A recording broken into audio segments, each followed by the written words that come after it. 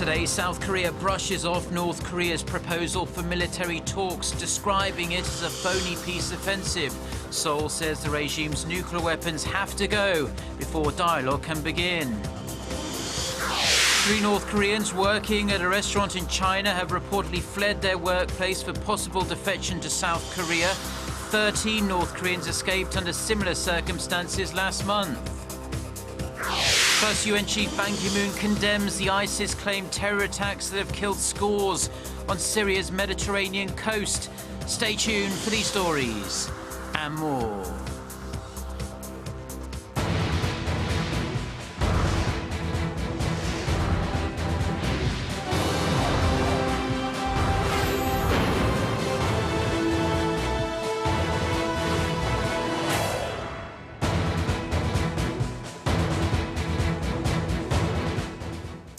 Hello to our viewers around the world. It's 6 a.m. on Tuesday, May 24th here in Seoul. Thank you for joining us. I'm Mark Broom. Our top story this morning, South Korea has rejected North Korea's proposal to hold military talks in late May or early June. Seoul continues to insist Pyongyang take steps to dismantle its nuclear weapons program before any kind of dialogue can take place. Geunhye starts us off.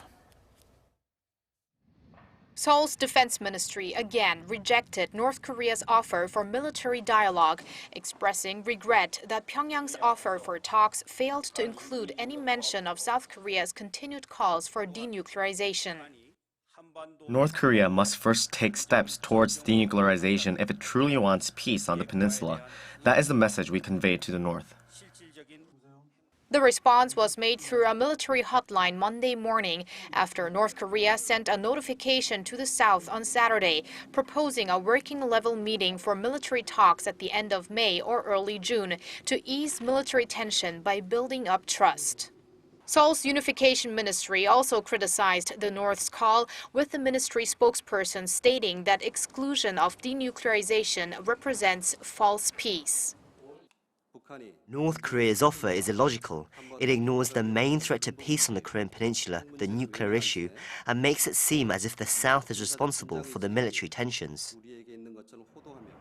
Pyongyang has made a number of these offers in recent days, which Seoul's Unification Ministry assesses are follow-up measures to North Korean leader Kim Jong-un's initial proposal made during the ruling Workers' Party Congress earlier this month. Furthermore, the ministry believes Pyongyang is trying to divide ideologies within South Korea and seeks to weaken sanctions levied by the international community. Geunhye, Arirang News. Now, 3 North Koreans who were working at a North Korean restaurant in China have reportedly fled their workplace. This comes hot on the heels of a mass defection last month of 13 North Korean restaurant staff in China, and comes as the workers are under extra pressure to send money back to the regime. Park Ji-won has more. Seoul-based media outlet New Focus, which exclusively deals with North Korea-related news, reported Monday that 3 North Korean women who worked at state-run restaurants in Shanghai, China, defected. They reportedly arrived in a Southeast Asian country last Friday. The Geunhye news agency also reported on the story. According to an unidentified source, the women left Shanghai not long after North Korea's 4-day party convention ended on May 9th. They are reportedly hoping to enter South Korea. Their defection comes amid speculation that North Korean restaurants running in foreign countries are under severe pressure to send money back to the regime, but are facing financial difficulties amid strengthened international sanctions against the North. The South Korean government, meanwhile, said it is still checking on related facts, adding that it has not yet confirmed the defections. In early April, 13 North Korean restaurant workers in China also defected to South Korea amid growing pressure to send funds back to the North. North Korea continues to claim that the workers were kidnapped by South Korean officials. Park Ji-won, Arirang News.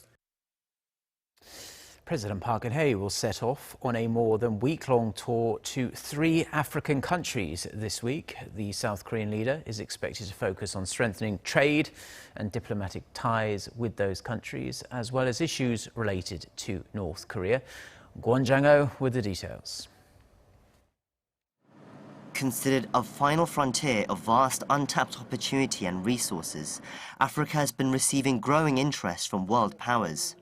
Obama and Xi Jinping made state visits last year, and now South Korea's President Park is following suit. She'll first arrive in Ethiopia before making her way to Uganda and finally arriving in Kenya. She will also be the first Korean president to speak at the African Union, dubbed the African UN. She'll be looking to highlight and share the success story of Korea's development from a third world country to a leading economic player in the world. African nations are very much aware of the economic and social struggles that Korea endured, such as colonization, war, and poverty. They have expressed that Korea is seen as a benchmark for development. Another issue that will be covered on these state visits will be North Korea. All three countries have had diplomatic relations with the regime in the past. Uganda's President Yoweri Museveni in particular had a close relationship at the beginning of his presidency, making 3 visits to Pyongyang in the 80s to meet with Kim Il-sung. But relations have since cooled, with Museveni becoming the first foreign head of state to visit President Park after she took office in 2013. The issues of peace and unification on the Korean Peninsula and the recent UN Security Council Resolution 2270 require help and cooperation from these countries. So far, they have been very accommodating. After these visits, President Park will be making her way straight to France as she looks to continue expanding South Korea's influence on the international stage through summit diplomacy. Kwon Jang-ho, Arirang News. Hundreds of world leaders have gathered in Istanbul for a 2-day summit to develop a more coordinated response to what UN Secretary-General Ban Ki-moon says is the worst global humanitarian situation since World War II. South Korean Prime Minister Hwang Kyo-ahn is one of the leaders attending the first ever World Humanitarian Summit organised by the United Nations. At the meeting's opening, Prime Minister Hwang said Seoul will expand its contribution to the UN for projects supporting conflict-prone countries, rooting out terrorism and to boost aid given to refugees around the world. I sincerely hope the meeting serves as a meaningful first step to regain human dignity and let us not exclude anyone while achieving sustainable development. Korea will always be a trusty companion in this journey. Prime Minister Hwang also met with Secretary-General Ban Ki-moon on the sidelines of the summit. Ban expressed gratitude to Prime Minister Hwang for South Korea's contributions to humanitarian aid, and the Prime Minister vowed to keep it up. US President Barack Obama is in Vietnam on a tour of Asia that will also take him to the G7 summit in Japan. At a joint news conference in Hanoi on Monday, President Obama announced Washington was lifting its decades-long arms embargo on Vietnam. Yoon Shin reports. The United States is fully lifting the ban on the sale of military equipment to Vietnam that has been in place for some 50 years. With President Obama's announcement on Monday, the United States has reached another milestone in its relations with Vietnam. At a news conference with Vietnamese President Tran Dai Quang, who welcomed the lift, the event highlighted just how far the relationship between the once adversaries have come along. Vietnam very much appreciates the U.S. decision to completely lift the ban on lethal weapons sales to Vietnam, which is a clear proof that both countries have completely normalized the relations. However, despite previous speculations from American political analysts, President Obama stressed that the decision to lift the arms embargo was not based on China. Vietnam is involved in long-standing territorial and maritime dispute with China. He said that the U.S. doesn't support any particular claim, but rather wants these issues to be resolved peacefully and diplomatically in accordance with international rules. Millions of Vietnamese, including civilians and soldiers, and nearly 60,000 U.S. forces were killed during the Vietnam War, which lasted for 2 decades. The relationship between two countries was restored in 1995 through then U.S. President Bill Clinton and his visit to the nation. In 2014, the U.S. partially lifted its restriction on providing lethal military support to the country to help improve its maritime security. After Obama's 3-day trip in the nation, he's scheduled to visit Japan for the G7 summit to discuss economic ties while promoting the Trans-Pacific Partnership. The U.S. president will also make a historic visit to the Hiroshima Peace Memorial. Lee In-shin, Arirang News. Now, as a follow-up to that report, the United States and Vietnam have agreed to cooperate in preventing the expansion of North Korea's nuclear power. US President Barack Obama and his Vietnamese counterpart made the announcement after their summit talks in Hanoi on Monday. The two countries said they will shut off exports of weapons of mass destruction and strictly abide by the UN Security Council sanctions on Pyongyang. Also, as In-shin touched upon in her report regarding the current tensions on the South China Sea, the two leaders shared a common stance that disputes should be solved in a peaceful manner. A series of bomb blasts hit two government strongholds on Syria's Mediterranean coast on Monday, killing nearly 150 people and injuring hundreds more. The Britain-based Syrian Observatory for Human Rights says at least 148 people were killed in attacks by at least 5 suicide bombers and 2 devices planted in cars. Syrian state media said 78 people had been killed.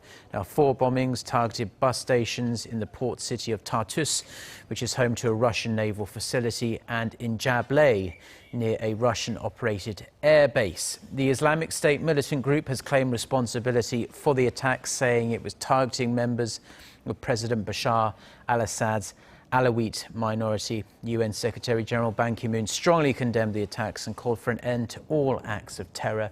He said that those behind the bombings should be held legally responsible. Now, much of Korea was shaken last week by the senseless murder of a young woman in Seoul's affluent Gangnam district. The woman was stabbed to death by a man with a history of mental issues. In the wake of the shocking incident, the authorities are looking into certain policy changes as a means to better ensure the safety of the public. Hwang Ho-jun reports. Involuntary commitment, or administrative hospitalization as it's called here in Korea, enables the police or other related authorities to request court-ordered hospitalization or treatment of a person showing signs of severe mental illness. It's a measure that the National Police Agency is proposing to be implemented in the wake of the recent murder of a young woman near Gangnam Station. The victim was randomly stabbed to death in a public restroom by a 34-year-old man, believed to be suffering from mental health problems, including schizophrenia.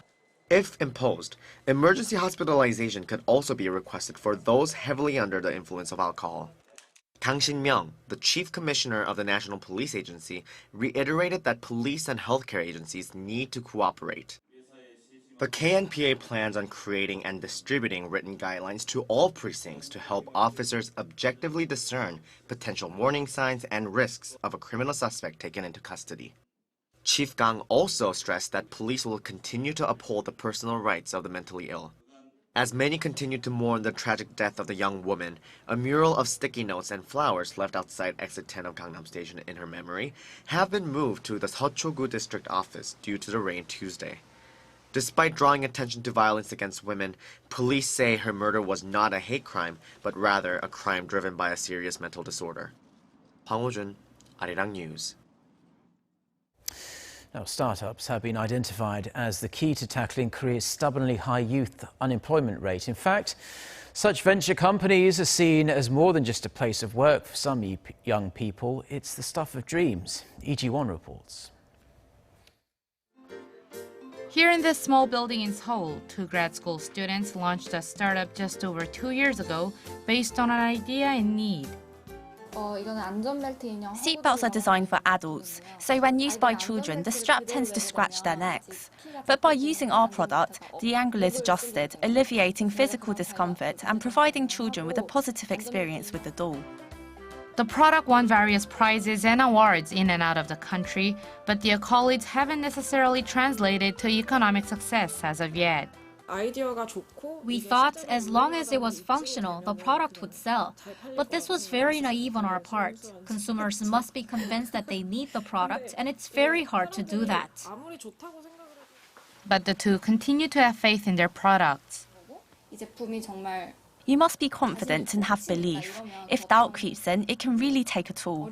You need to continue to test your product or service until you are certain it will work. Many young business people are also making their start in the local food industry. This food truck in a popular university area in Seoul welcomes hordes of customers. This patty is very juicy and the vegetables are really fresh. This burger is really delicious. The young CEO started this food truck 6 years ago to create handmade burgers that can be easily eaten without using utensils. He opened a second branch last year, registering sales of about $506,000. Like any other business, challenges remain as the industry is often at the mercy of external factors such as weather, where cold temperatures and rain may drop sales by half. But the CEO expects the business to grow based on taste and the fact that his burgers are made to order. Your product or service should not be swayed by trends. It has to be something unique and that you're good at. That is the key to sustaining success. The entrepreneurs say that being a young CEO is not a disadvantage as long as you are brave and knowledgeable about your business. 이지원, 아리랑 뉴스.